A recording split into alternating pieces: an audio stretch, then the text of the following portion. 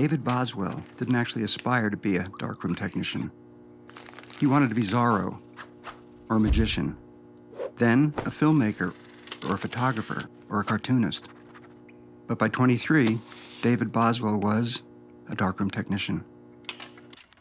This is where David worked, and this was their biggest client, which meant this is what he printed pictures of day after day, after day, after day, after day.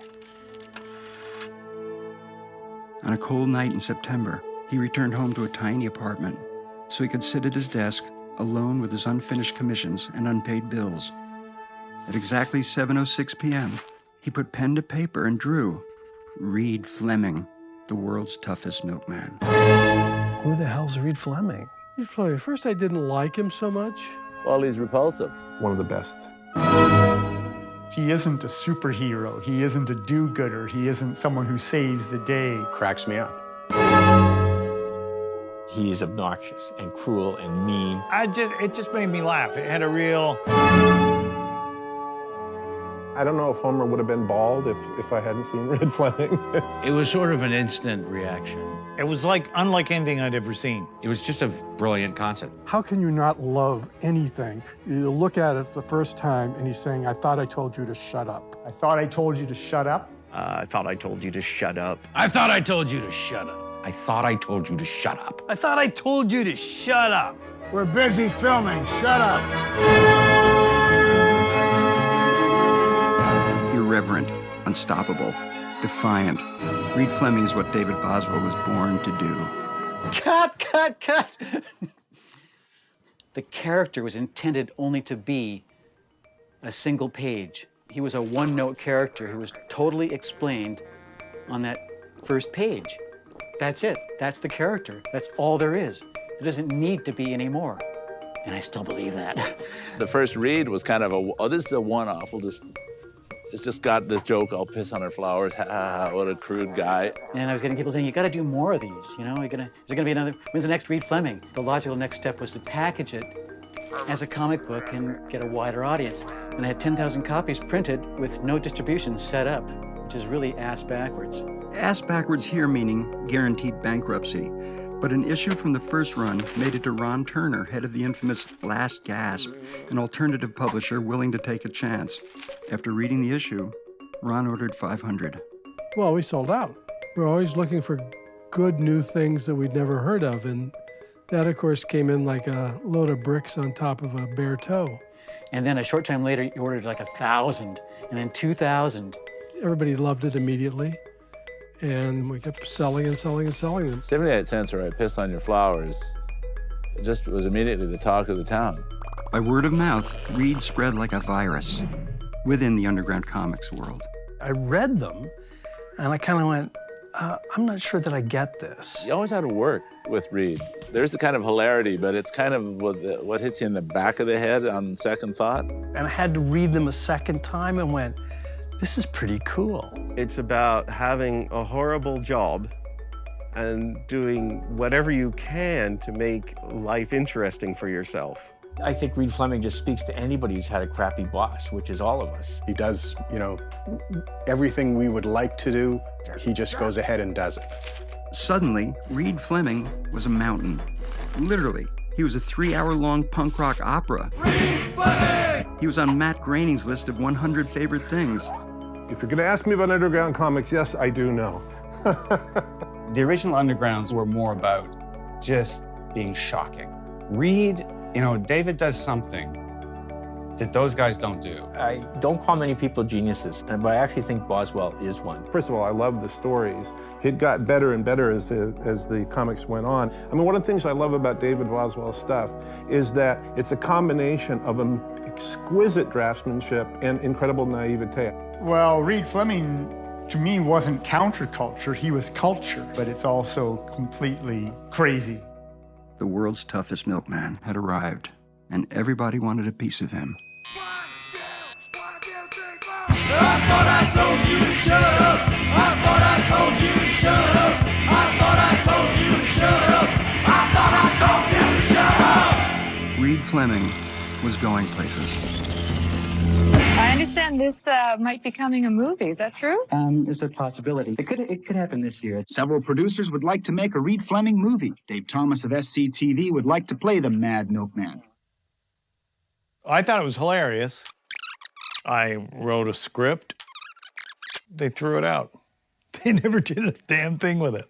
Wait, so this is where it gets a little complicated.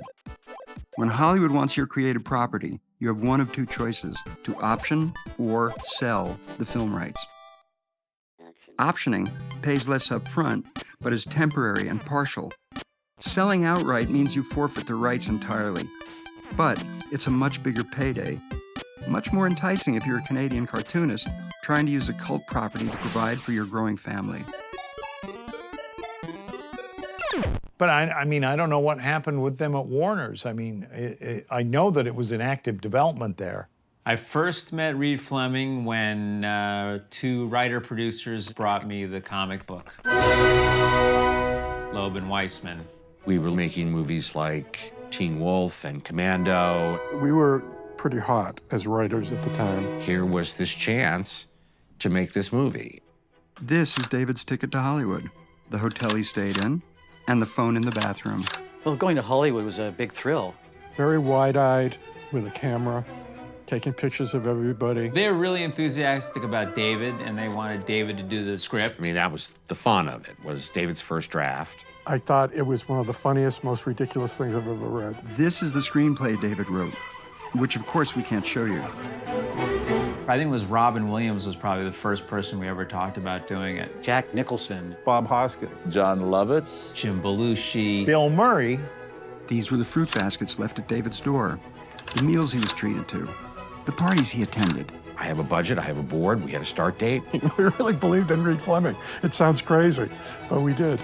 And I recollect Loeb one night after a restaurant meal going to the car and him just saying, "They're gonna make it. I just know they're gonna make it."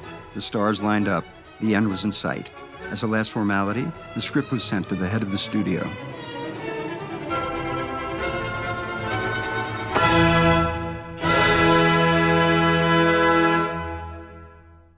I was told he didn't get it. And it wasn't like there was a conversation. It was like suddenly we went from green light, full speed ahead, to dead. I know they read the script. I know they looked at the comic book. But I don't know if they pictured what it could be. It was just felt very counterculture to the people, to the bosses, you know? You know, it went further up the food chain and they got cold feet. Hollywood, it's a nightmare. It's a nightmare, you know? Reed relaxed back into obscurity. Over the years, David fielded countless proposals from actors, producers, and directors, myself included. I would probably sell my mother for a chance to play Reed Fleming. I don't see how they can improve on what David's already done. Now, has he considered doing it in an animated form? Do they own all rights at Warner's? He couldn't? Why? All I really know is that, you know, he took some money up front because he needed some cash. As far as I know, it's locked in the vault at Warner Brothers, and there it will stay. One of the worst days of my life was to realize that I don't own the rights to my own comic book. No matter who wants it, it's not for sale. Because they know how good it is deep down, there's something there. They're scared that, okay, if I let it go, then what's going to happen is that it's going to go be a big success. They won't sell it because someone in there knows the power of this piece, which is quite encouraging and should be to the lovers and fans of Reed Fleming. Eventually, the calls stopped. David Boswell, he never actually aspired to become a broke cartoonist. But 30 years after Hollywood came knocking, David Boswell is a broke cartoonist. Hardly anybody makes a living at doing these things. I have no idea how he handles it. I have no idea how he survived this long. It's quite possible that he goes home and has gut-wrenching moments of grief behind a closed door. I don't think he worries that much. And if he does, he hides it very well. David's one of those guys who's underappreciated and underacknowledged. I think the only reason why David Boswell isn't more widely recognized for the genius that he is that the movie of Reed Fleming never happened. I get asked a lot about the film, you know, exactly 10 years from the creation of Reed. I was in Hollywood to write a screenplay for a major studio. You know, a movie is a potential. It might or might not happen. Like a lot of things in life might not happen. You sort of hope they do, but if they don't, you go on living. The key to life is always having something to look forward to. And I've got a wonderful family. In a way, that's my best work, I think. The fans might not agree, but they don't know my kids. And that's what I regret, you know, not being able to do more for my own family. At the end of the day, anybody who creates something that is unique and wonderful deserves to have it shown to a wider audience. First of all, Reed Fleming is an original character. He's hilarious. Everybody loves him who knows about him. So yes, there should be a Reed Fleming movie, definitely.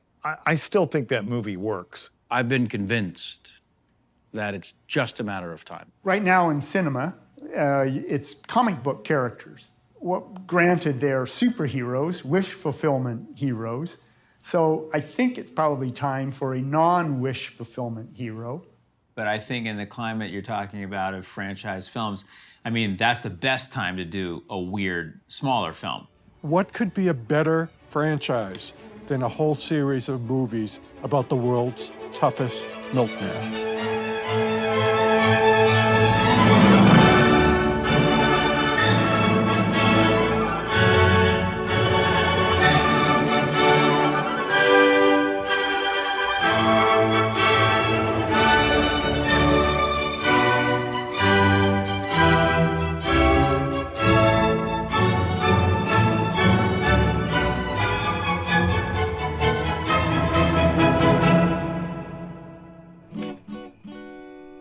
It's Reed Fleming, the world's toughest milkman. That's Reed Fleming. No one can do what he can when he looks you in the eye and says, I thought I told you to shut up.